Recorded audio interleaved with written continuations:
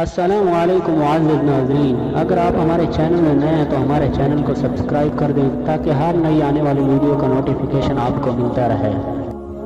حضرت عمر بن احوص جشمی رضی اللہ تعالیٰ عنہ سے روایت ہے کہ انہوں نے حضور صلی اللہ علیہ وسلم کو فرماتے ہوئے سنا کہ آپ خطبہ حجت الوداع میں فرما رہے ہیں۔ پہلے آپ صلی اللہ علیہ وسلم نے حمد و ثنا کی اور پھر واعظ و نصیحت فرمائی، پھر ارشاد فرمایا، خبردار عورتوں سے بھلا سلوک کرو، وہ تمہارے ہاں قیدی ہیں، تم ان کے بارے میں کچھ اختیار نہیں رکھتے ہو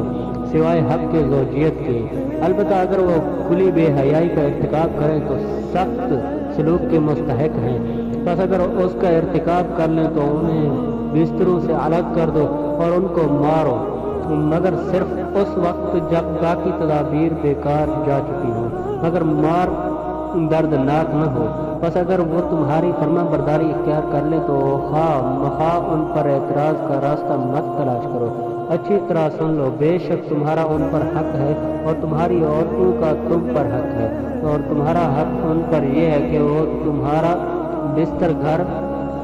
ان لوگوں کو روندنے نہ دیں جن کو تم ناپسند کرتے ہو، اور نہ ان لوگوں کو تمہارے گھروں میں آنے دیں جن سے تم نفرت کرتے ہو، خبردار ان کا حق تم پر یہ ہے کہ کپڑوں اور کھانے کے بارے میں ان پر احسان کرو۔